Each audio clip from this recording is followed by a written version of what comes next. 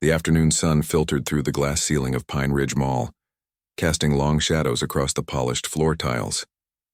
May hurried through the crowded shopping center, her worn sneakers squeaking against the smooth surface as she checked her watch for the 5th time in 10 minutes, just 40 minutes before her shift at the Sunrise Cafe began, and she still needed to pick up her son's asthma medication from the pharmacy on the other side of the mall. May tucked a strand of black hair behind her ear, the dark circles under her eyes telling the story of too many late nights and early mornings. At 34, she carried herself with a quiet dignity that belied the weight of her struggles. A single mother of 2 working multiple jobs, she had mastered the art of making every minute count. As she navigated through groups of teenage shoppers and elderly mall walkers, the grand piano in the central atrium caught her eye. The instrument stood proudly on a small raised platform, its polished ebony surface gleaming under the skylight. May's steps slowed involuntarily. That piano had been there for years, a beautiful Steinway, that the mall management had installed for special events and the occasional hired musician during holidays. May hadn't touched a piano in nearly 6 years, not since she'd walked away from the music program at the state university. Her dreams folded away like the concert programs she kept in a box under her bed. Life had taken an unexpected turn when she became pregnant with Lily, and then again with Jin 2 years later. Their father had disappeared shortly after Jin was born, leaving May with student loans, 2 small children, and a half-finished music degree. She would have walked past the piano without a second glance as she had done countless times before, if not for the girl sitting alone on a bench nearby. The girl couldn't have been more than 12 or 13, dressed in clothes that probably cost more than May made in a month. Designer jeans, a cashmere sweater, and shoes with a brand name May recognized from magazine advertisements. But despite her obviously expensive outfit, the girl looked utterly miserable. Her shoulders shook with silent sobs, her face hidden behind a curtain of light brown hair as she hunched over her phone. May hesitated. She was already pressed for time, and getting involved in a stranger's problems wasn't something she could afford, but something about the girl's isolation tugged at her. No parent or friend seemed to be nearby. 38 minutes, May muttered to herself, then changed course. "Hey there," she said softly, approaching the bench. "Are you okay?" The girl looked up, quickly wiping tears from her reddened eyes. Up close, May could see the girl had hazel eyes, currently puffy from crying, and freckles scattered across her nose. She wore a delicate gold necklace with a small diamond pendant that glittered when it caught the light. "I'm fine," the girl answered automatically, but her voice cracked on the second word. May gave her a gentle smile. "You don't look fine. Are you waiting for someone? Your parents?" The girl's face hardened. "No, well, maybe. I don't know. Dad's probably still at his meeting. He's always at meetings." The bitterness in her voice carried the weight of many disappointments. May recognized the tone. She'd heard it from her own children when she'd missed school events because of work. "My name's May," she offered, sitting down on the far end of the bench, giving the girl plenty of space. The girl seemed to consider whether to respond. "I'm Olivia," she finally said. "Nice to meet you, Olivia. Do you want to talk about what's wrong? Sometimes it helps to tell a stranger." Olivia shrugged, looking back down at her phone. "It's stupid. If it's making you this upset, it's not stupid," May said. "It's just, today's the anniversary of when my mom died, 3 years ago. And Dad," her voice caught. "Dad forgot. He scheduled this big business lunch with investors. He said we'd do something special this evening instead, but..." She gestured helplessly at the phone in her hand. "His assistant just texted. The meeting's running late again." May felt her heart ache for the girl. Behind the expensive clothes and jewelry was just a child missing her mother, feeling forgotten. "I'm really sorry about your mom," May said quietly. "And I'm sorry your dad isn't here right now." Olivia sniffled, wiping fresh tears with her sleeve. "Whatever. I'm used to it." They sat in silence for a moment. May glanced at her watch again. 34 minutes now. She should go. The pharmacy, then her shift. She couldn't afford to be late again after last week's warning from her manager. But looking at Olivia's hunched shoulders, at the lonely figure she cut despite being in the middle of a bustling mall, May couldn't bring herself to walk away just yet. An idea struck her. "Do you like music, Olivia?" The girl looked up, slightly confused by the change in topic. "Yeah, I guess. My mom was teaching me piano before. You know, She glanced over at the grand piano. She was really good. May stood up and nodded toward the piano. Would you mind if I played something? Maybe a song for your mom? Olivia's expression shifted from surprise to curiosity.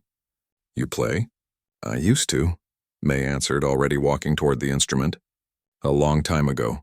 May approached the piano with a mix of longing and trepidation. Her fingers, once nimble and confident across ivory keys, were now calloused from scrubbing floors and waiting tables.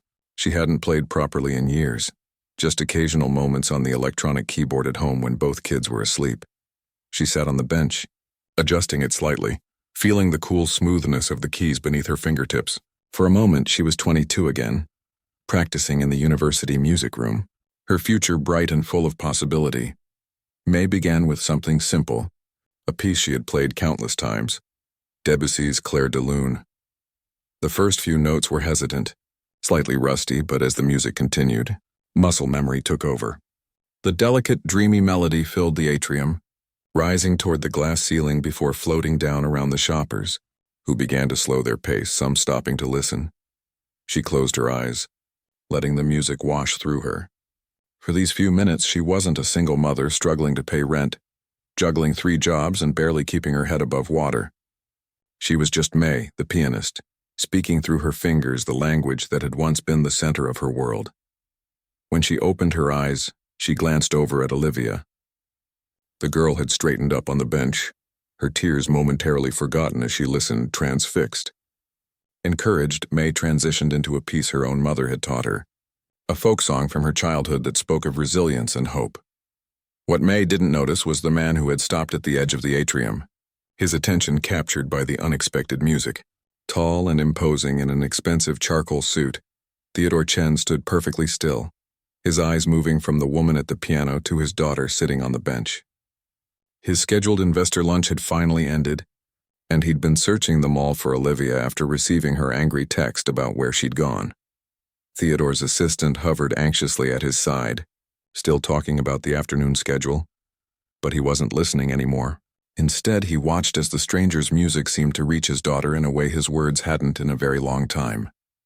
As May finished the folk song, she sensed someone standing beside her and turned to find Olivia there, her eyes bright with unshed tears of a different kind.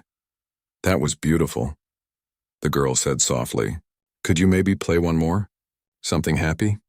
May glanced at her watch, 26 minutes now. She should really go. The responsible thing would be to excuse herself, hurry to the pharmacy, and make it to her shift on time. But looking into Olivia's hopeful face, May made her choice. One more, she agreed with a warm smile, scooting over on the bench. Want to sit with me? You said your mom was teaching you. Olivia hesitated before sitting down beside May, who began to play a cheerful, bouncing melody, one of the first pieces she'd learned as a child. As her fingers danced across the keys, bringing smiles to the faces of those gathered around, May was completely unaware of Theodore Chen watching from the crowd, his phone now in his hand, recording the scene of his daughter and this unknown woman sharing a moment of joy through music. He turned to his assistant and whispered, "Find out who she is." A small crowd had gathered around the piano by the time May finished her second piece. The cheerful melody had brought a smile to Olivia's face, the first genuine one in days. For those precious minutes, the girl had forgotten about her anger, about the anniversary, about her father's absence. That was amazing, Olivia said, her voice filled with admiration. Where did you learn to play like that? May checked her watch quickly. 20 minutes until her shift started. The pharmacy would have to wait. Jin's medication wasn't completely out yet. She could pick it up tomorrow.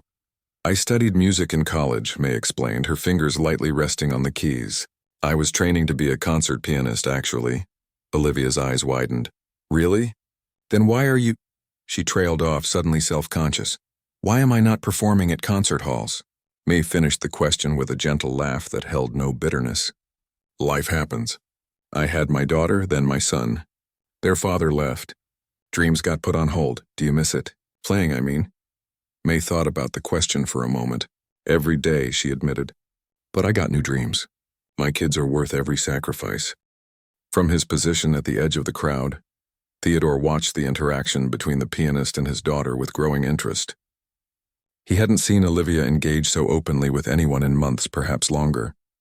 The teenager had built walls around herself since her mother's death 3 years ago, walls that had only grown taller as Theodore buried himself in work to escape his own grief. His assistant, Vivian, returned to his side after making a few discreet inquiries. "Her name is Mei Lin," Vivian whispered. "According to the cafe manager, she works 3 jobs. Morning shifts at the cleaners on 5th Street, afternoons here at Sunrise Cafe, and evenings at the community college library." Single mother of 2 children, Theodore nodded, his eyes never leaving the scene at the piano. "And her background in music?" "Still looking into that, sir." Mei glanced at the small crowd that had formed. An elderly couple smiled appreciatively. A few teenagers had their phones out recording her playing. A harried-looking mother had stopped her shopping, her young child swaying happily to the music. "Maybe one more short piece," Mei said to Olivia. "Then I really have to get to work." "Where do you work?" Olivia asked. "The Sunrise Cafe just down that way," Mei pointed. "I'm a waitress there in the afternoons." Olivia seemed surprised, looking at Mei's hands on the keyboard. "But your playing is so good. Better than my piano teacher at school." "Thank you," Mei said, genuinely touched by the compliment. "Music doesn't always pay the bills, though." She began to play again, this time a piece she had composed herself years ago when she was pregnant with Lily. It was gentler than the previous melody, filled with hope and longing. As she played, Mei noticed Olivia watching her hands intently, studying the movement of her fingers across the keys. "This one's pretty," Olivia said. "What's it called?" "It doesn't really have a name," Mei admitted. "I wrote it myself when I was waiting for my daughter to be born." "You wrote this?" Olivia's voice rose with surprise. "Like created it yourself?" Mei nodded, continuing to play. "Music was always how I expressed things that were hard to say with words. My mom said that too." Olivia's voice grew quiet. She used to play when she was sad or worried. Dad would come home late from work and find her at the piano. They'd talk afterward and things would be better. The notes flowed from Mei's fingers as she considered what to say next. "And you? Do you play when you're upset?"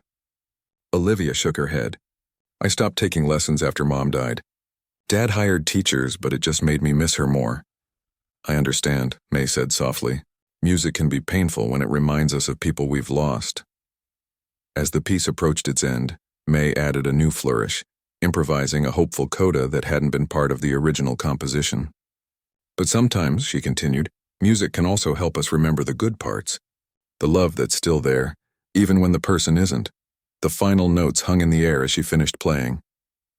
The small crowd applauded, and Mei blushed slightly, unused to the attention after so many years away from performance. She stood up from the bench. "I really have to go now. My shift starts in 15 minutes. Olivia looked disappointed but nodded. "Thank you for playing. It helped." Mei hesitated, then reached into her bag and tore a corner from an old receipt. She scribbled something on it and handed it to Olivia. "That's my number. If you ever want to talk or if you decide you might want to try playing again." Olivia took the paper carefully as if it were something precious. "Thanks. Are your parents coming soon? Will you be okay?" "My dad's supposed to be here somewhere," Olivia said, her expression clouding again. "He's probably still on his phone with another client. Want me to wait until he comes?" Olivia shook her head. "No, it's fine. I don't want you to be late because of me." Mei gave the girl an understanding smile. "Take care of yourself, Olivia." As she turned to leave, Mei almost collided with a tall man in an expensive suit. She quickly stepped aside, mumbling an apology, not noticing how intently he was looking at her. "Dad." Olivia's voice was filled with surprise and a hint of lingering resentment. Theodore Chen nodded politely to Mei before turning to his daughter. "I've been looking for you." "Olivia." Mei took this as her cue to leave, hurrying away toward the cafe, completely unaware of the impression she had made. "You're late," Theodore said to Olivia, his tone gentler than usual. "So are you," Olivia replied, crossing her arms. "Your lunch meeting went over again." Theodore sighed, running a hand through his salt and pepper hair. "I know, I'm sorry. That's why I came looking for you as soon as it ended."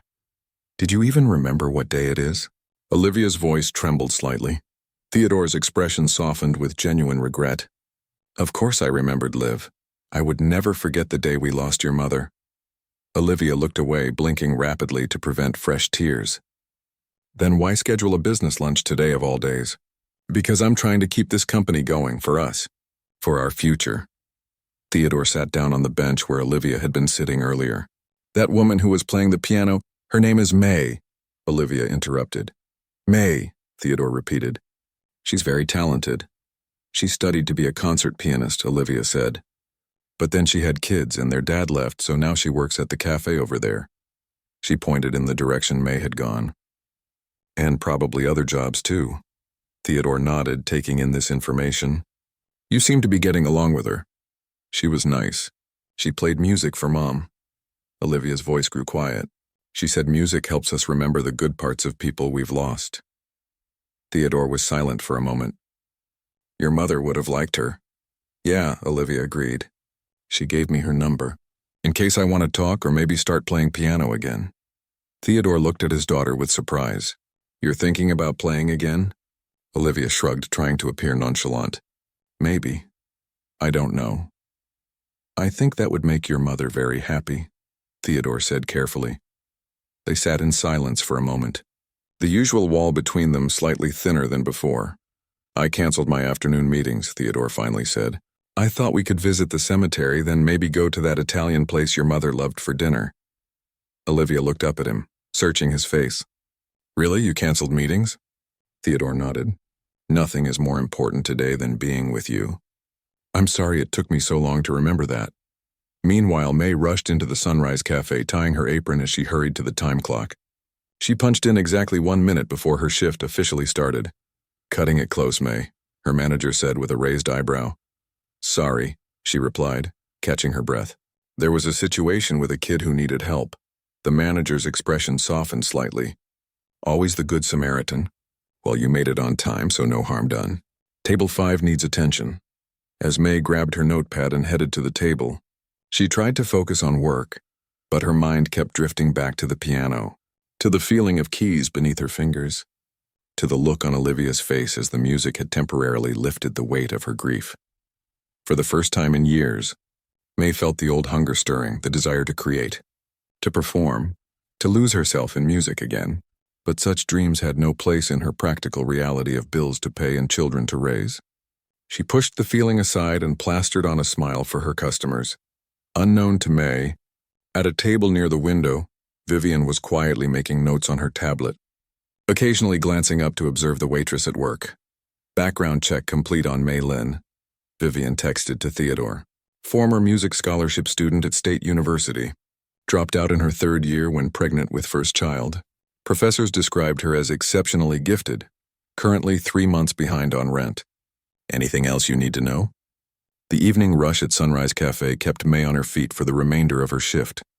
By closing time, her back ached and her smile had grown mechanical, but the tips had been decent, enough to put a little extra toward the overdue electric bill. As she wiped down her last table, her mind wandered back to the piano in the mall atrium and the girl with sad eyes. You were good today, her manager said, surprising May as she counted her tips.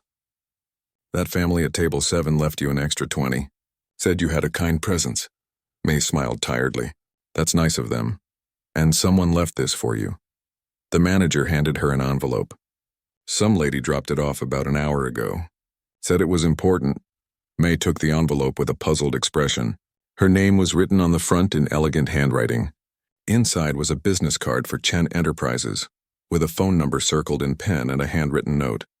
Regarding your interaction with Olivia today, please call at your earliest convenience. Theodore Chen. May's stomach tightened. Had she done something wrong by playing the piano? Was Olivia's father angry that she'd interfered? She hadn't thought about whether the mall had rules against using the piano. Everything okay? Her manager asked, noticing her expression. I hope so, May replied, tucking the card into her pocket. Just something I need to deal with. By the time May picked up her children from her neighbor's apartment, it was past 8. Lily, her 6-year-old daughter, was already half asleep, while 4-year-old Jin was somehow still buzzing with energy. Mrs. Patel said you played piano at the mall today, Lily mumbled sleepily as May carried her up the stairs to their apartment. Tommy from school saw you and told his mom, and his mom told Mrs. Patel. May smiled despite her exhaustion. Small towns within big cities. News traveled fast in their neighborhood. I did play a little, she admitted. Just for a sad girl who needed some cheering up. Will you play for us tonight? Jin asked, bouncing up the steps ahead of them. It's late, sweetie. Maybe tomorrow, please? Just one song? Their apartment was small, a 2-bedroom unit in an aging building with thin walls and temperamental plumbing. But it was home, filled with drawings taped to the refrigerator, well-worn furniture, and the upright digital piano May had bought second-hand when Lily was born. She hadn't been able to give up music entirely, even when practicality demanded it.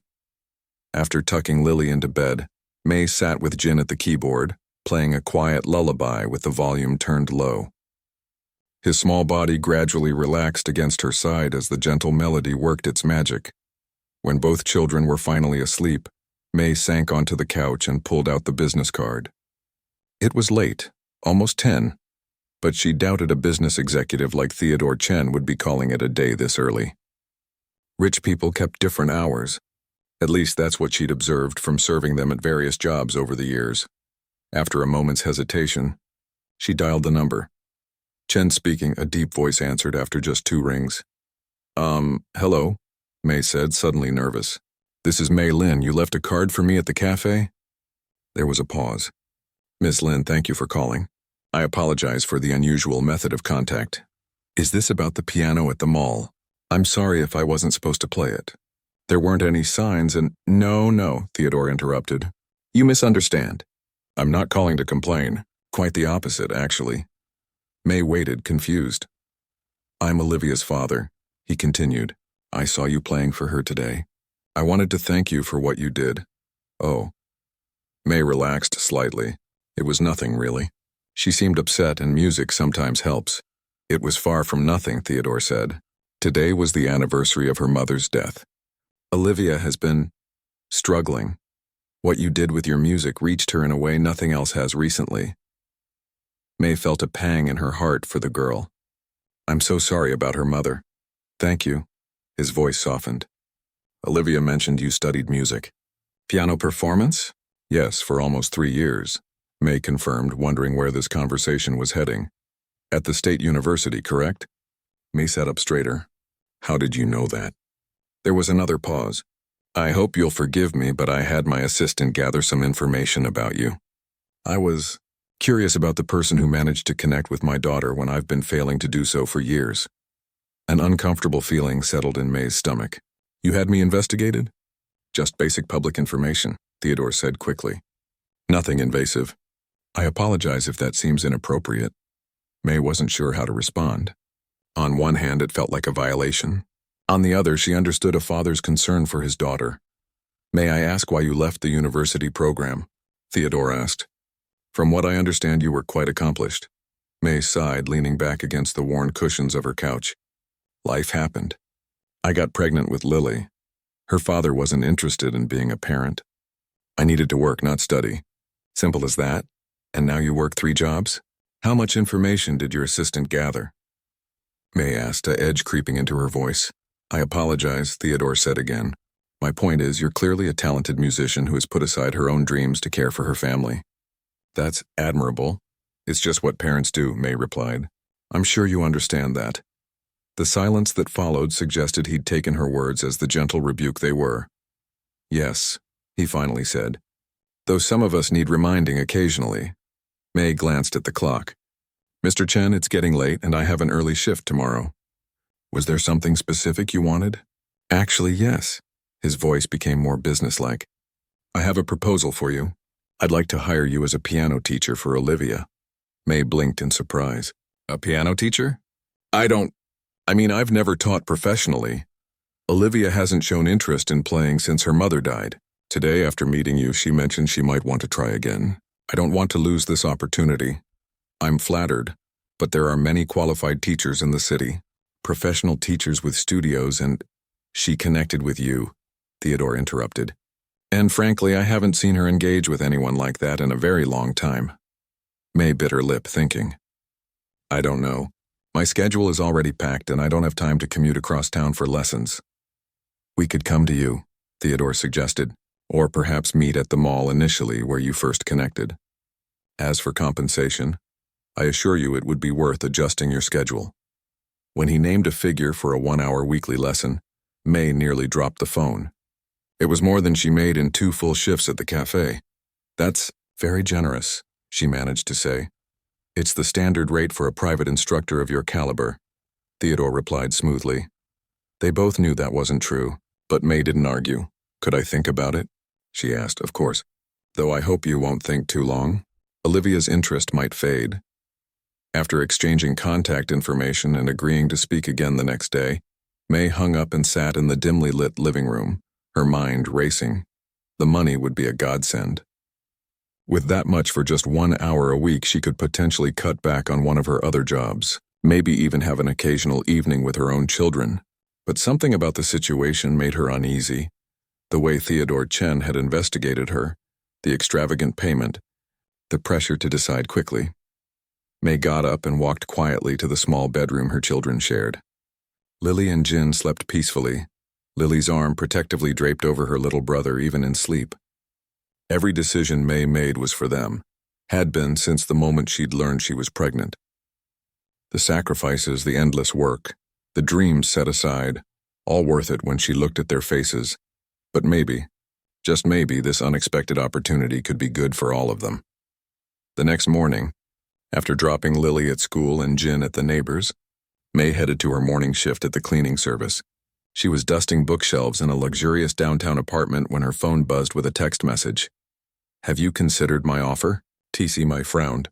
She'd told him she'd call today. The pushiness confirmed her unease about the whole arrangement. Before she could respond, another text came through. "Olivia asked about you this morning. She wants to know if you'll teach her." May sighed. Using the girl to apply pressure felt manipulative. She tucked the phone back in her pocket without responding and continued cleaning. When she finally got a lunch break, she sat on a bench outside and called the number. "Mr. Chen, I've thought about your offer," she said when he answered. "And?" His voice was expectant. "I appreciate it, but I'm not comfortable with the arrangement," May said firmly. "The payment is excessive, and frankly, the way you've approached this feels off." There was a long pause. "I see. However," May continued, "I would be willing to give Olivia lessons at a reasonable rate. Standard for a beginning teacher, which is what I am, and we start with a trial period. No long-term commitment from either side. Ms. Lin, the payment wasn't meant to make you uncomfortable. It was simply, if you're trying to help me financially, there are better ways," May interrupted, surprising herself with her boldness. "Charity doesn't sit well with me, Mr. Chen." Another pause, then a short laugh. "You're very direct." "I don't have time not to be," May replied. "Fair enough." Theodore's voice had lost some of its corporate polish. "What if we compromise? Standard teaching rate, as you suggested, plus a performance fee for occasional events at my company. We host client dinners, holiday parties, that sort of thing. We always hire musicians, and based on what I heard yesterday, you'd be an excellent addition to our roster." May considered this. "That might work, as long as it's a legitimate job based on skill, not charity disguised as work. I assure you, Ms. Lin, after hearing you play, this is entirely based on your talent." They agreed to meet the following day to discuss details, along with Olivia for an initial lesson. As May hung up, she felt a mix of excitement and apprehension. Something told her this arrangement would change her life in ways she couldn't yet imagine. She just hoped those changes would be for the better. The following afternoon found May waiting nervously by the piano in the mall. She'd requested a few hours off from her cafe shift, using vacation time she'd been saving for emergencies. This felt important enough to qualify. She'd dressed in her best clothes, a simple blue blouse and black pants that she usually reserved for job interviews. Her hair was neatly pulled back, and she'd even applied a touch of makeup.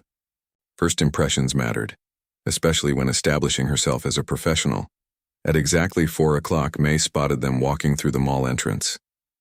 Theodore Chen looked just as imposing in casual clothes as he had in his business suit, his tall figure drawing glances from shoppers. Beside him, Olivia seemed more subdued than the day before, her expression guarded as they approached.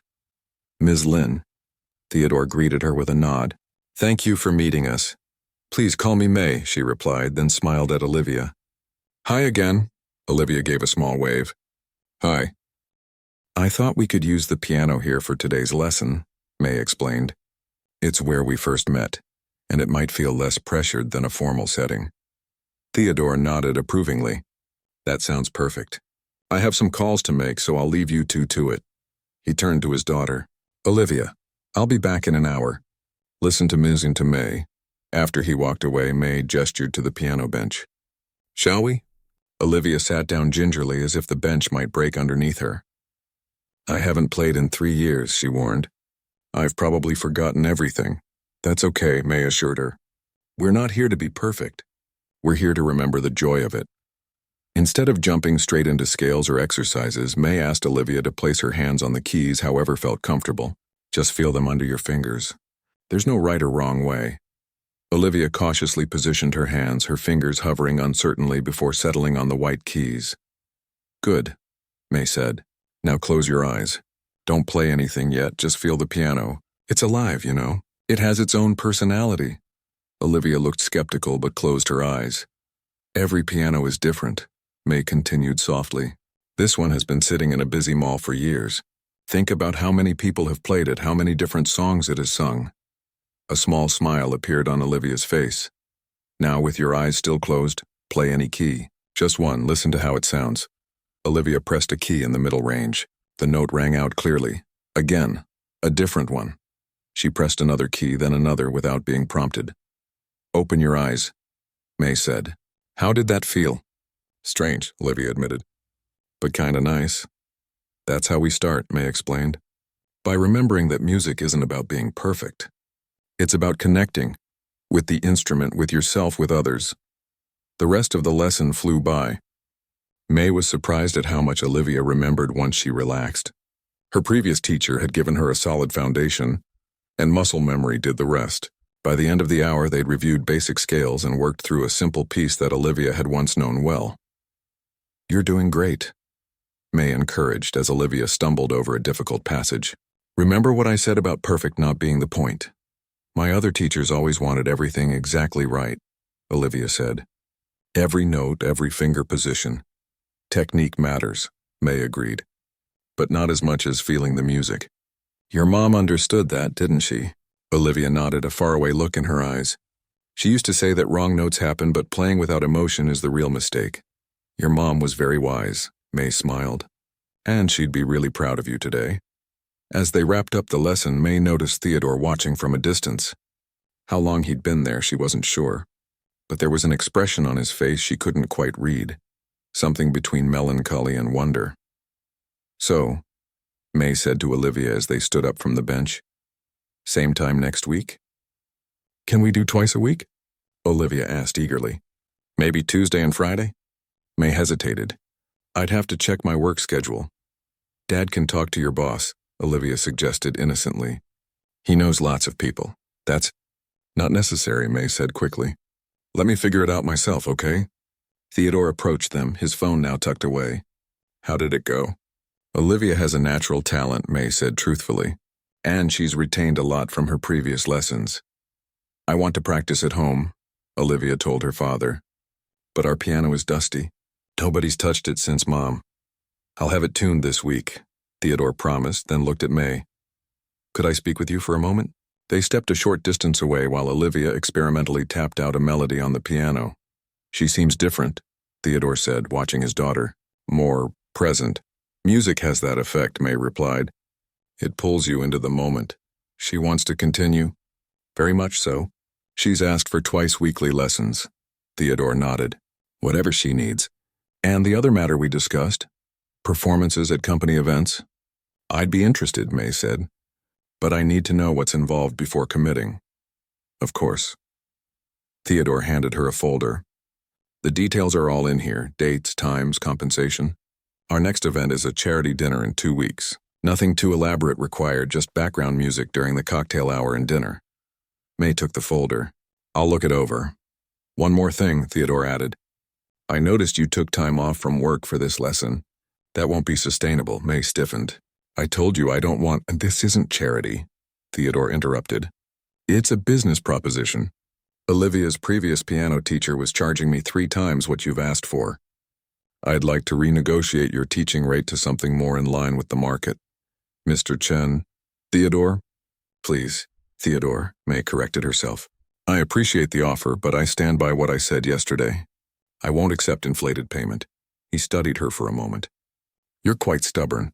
I prefer principled. A small smile appeared on his face. All right, Ms. Principled. How about this?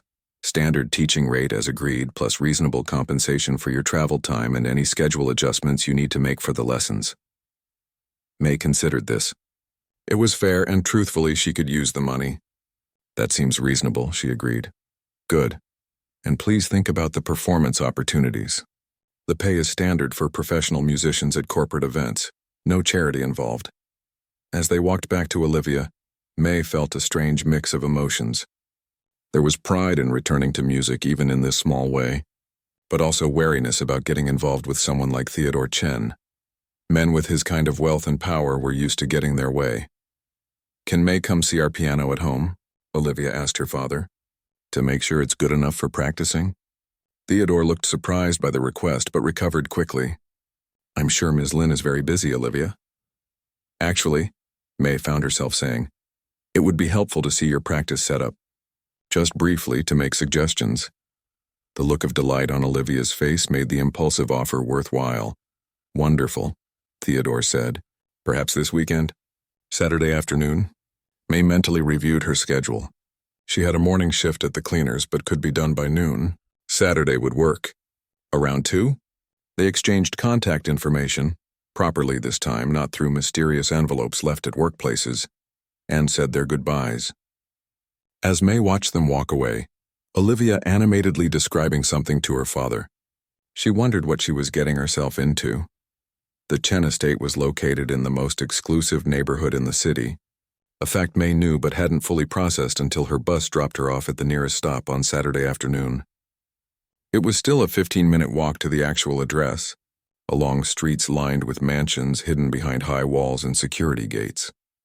May felt increasingly out of place as she approached the Chen residence, a sprawling modern home with a sleek glass and stone exterior. The security guard at the gate checked her ID against a list, then directed her up the curved driveway to the main entrance. Theodore opened the door himself, which surprised her. She'd half expected a butler or housekeeper.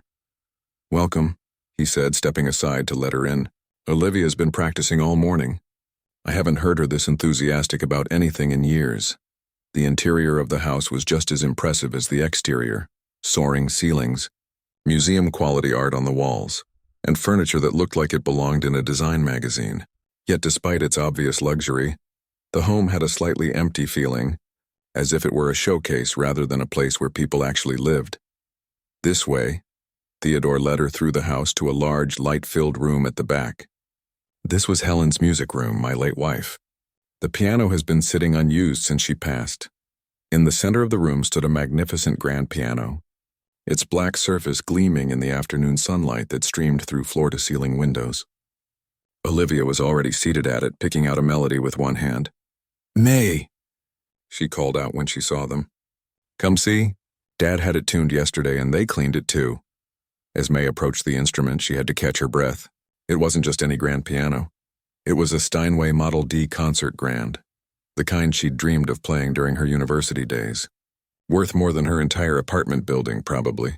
May I? She asked quietly. Olivia jumped up from the bench. Yes, please play something. May sat down, feeling almost reverent as she positioned her hands. The keys were perfectly balanced, responding to the lightest touch. She began to play a Chopin nocturne, one of the pieces she'd practiced obsessively in school. The piano's rich, resonant tone filled the room, making her previous performances on the mall's upright seem pale by comparison. She lost herself in the music, forgetting her audience until the final notes faded. When she looked up, she found both Olivia and Theodore watching her with similar expressions of wonder. That was beautiful, Olivia whispered. Extraordinary, Theodore agreed. Helen would have loved to hear you play her piano. May stood up, suddenly self-conscious. It's an amazing instrument. Perfect for Olivia's practice? Will you teach me to play like that? Olivia asked. If you practice, May promised with a smile. It takes time and patience, but yes, you can learn. As they discussed practice routines and scheduling for the coming weeks, May couldn't help noticing the photographs on a side table, a beautiful woman with Olivia's features smiling from various frames. Helen Chen, she presumed. The woman whose absence had left such a deep void in this grand but empty house. For the first time, May felt something beyond wariness or professional interest toward Theodore Chen. She recognized the look she'd seen in his eyes when he watched Olivia play, not just pride or satisfaction, but a profound relief at seeing his daughter reconnect with something joyful, something that linked her to her mother's memory. Maybe, May thought, this unusual arrangement could be good for all of them after all. The weeks that followed brought changes to May's life that she could never have anticipated. Twice-weekly lessons with Olivia became the brightest spots in her packed schedule. The girl was a dedicated student, practicing diligently between lessons and making remarkable progress. More importantly, Olivia was opening up, not just about music, but about her feelings, her memories of her mother, and her strained relationship with her father. "Dad works all the time," Olivia confided during one lesson as they took a break. "Even when he's home, he's on his phone or laptop. Mom used to be the only one who could make him stop and just be with us." May listened without judgment. It's hard for people to know how to handle grief. Some throw themselves into work to avoid feeling the pain. "Is that what you did?" Olivia asked. "When your kid's dad left?" The question caught May off guard. "I suppose I did," she admitted. "But in my case, I had to work to support my family. Your dad, maybe he's working so hard because he thinks that's how he takes care of you. By never being around?" Olivia's tone was skeptical. "By making sure you have everything you need," May suggested gently, "even if he's missing what you need most." These conversations stayed with May long after the lessons ended. She found herself thinking about Theodore, not as the intimidating billionaire CEO, but as a grieving husband and struggling father trying to hold his world together, the only way he knew how. The first corporate event May played was a charity dinner at the city's most exclusive hotel. Dressed in a simple black dress she'd found at a second-hand shop, she provided background music as elegantly dressed guests mingled and dined. It was strange being in such surroundings, not as a server or cleaner, but as the musician treated with respect and appreciation. Theodore introduced her to several guests as Olivia's remarkable piano teacher. The way he spoke about her progress with his daughter made May blush. "She's a natural teacher," he told an older couple. "Olivia has made more progress in 3 weeks with Ms. Lin than in a year with her previous instructors." At the end of the evening, as the guests were leaving, Theodore approached the piano. "You played beautifully," he said. "Several people asked for your contact information for their own events." May smiled, pleased but embarrassed by the attention. "Thank you for the opportunity. There's something else I wanted to discuss," Theodore said, suddenly looking less sure of himself. "I've been thinking about how to thank you properly for what you've done for Olivia." May's smile faded. "Mr. Chen, Theodore, we've already discussed payment." This isn't about money," he interrupted. "It's about opportunity. The director of the City Arts Foundation is a close friend. They offer scholarships for working musicians to complete their education. I've spoken to him about you." May stared at him, speechless. "Before you say no," Theodore continued quickly, "hear me out. This isn't charity or special treatment. You would need to audition like anyone else. But the scholarships are specifically designed for talented individuals who had to interrupt their education for financial or family reasons. I have children," May stammered. "I can't possibly." "The program includes evening and weekend classes to accommodate working parents," Theodore explained. "And childcare assistance." May felt lightheaded. To return to her studies, to complete what she had started all those years ago. It seemed impossible. "Why are you doing this?" she asked quietly. Theodore was silent for a moment. "Because talent shouldn't be wasted," he finally said. "And because you gave my daughter back something I couldn't." May promised to think about it, but her mind was already racing with possibilities and obstacles. How would she manage her time? What about her jobs? Her children needed stability. That night, after checking on Lily and Jin sleeping peacefully in their beds, May sat at her digital keyboard with headphones on, playing softly in the darkness. For the first time in years, she allowed herself to imagine a different future, one where music was at the center, not relegated to stolen moments between shifts and after the children were asleep. The following week brought another surprise. After Olivia's lesson at the Chen home, Theodore asked May if she could stay for a few minutes. "There's something I'd like you to see," he said. leading her to his home office. On his desk was a laptop open to a video player.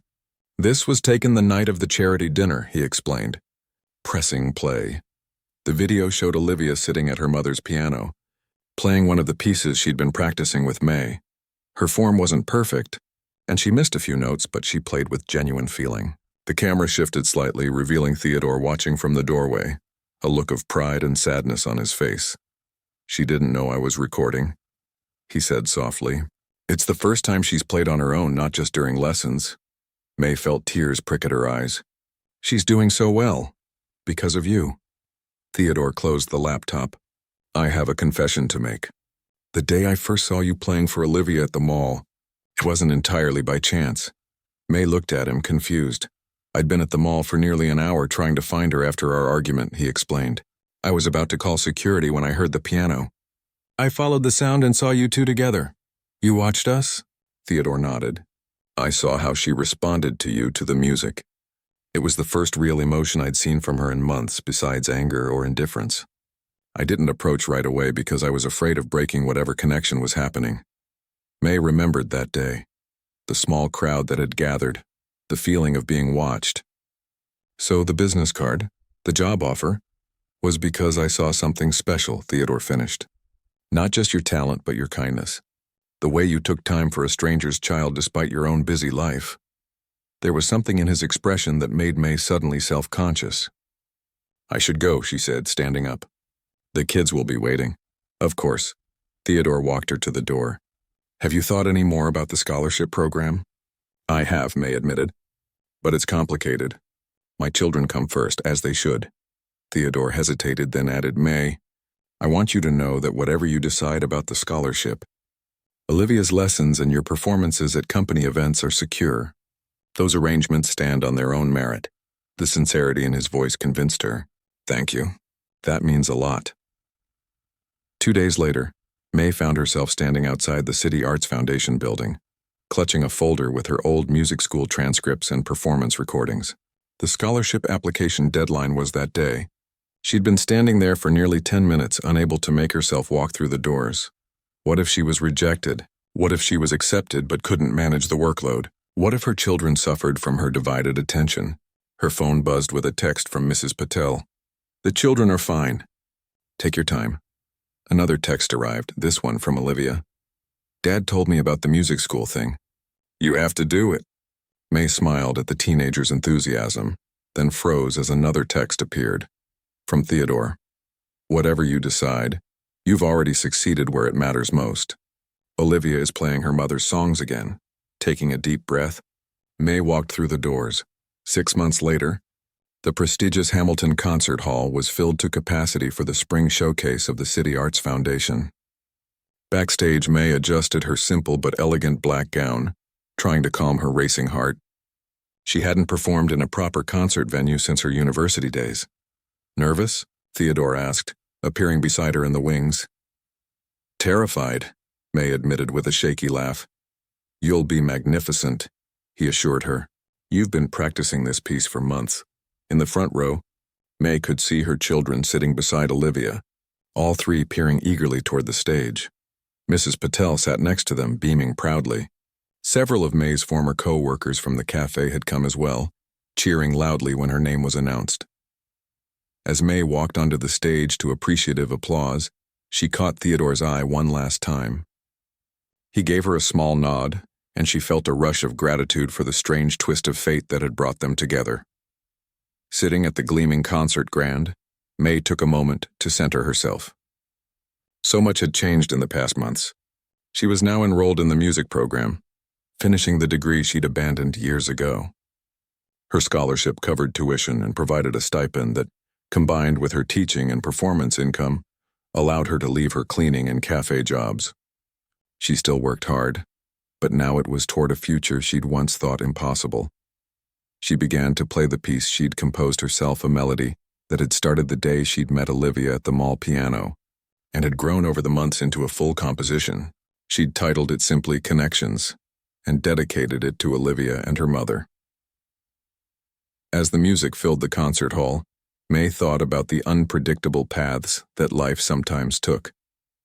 how a moment of kindness toward a crying girl had led her here.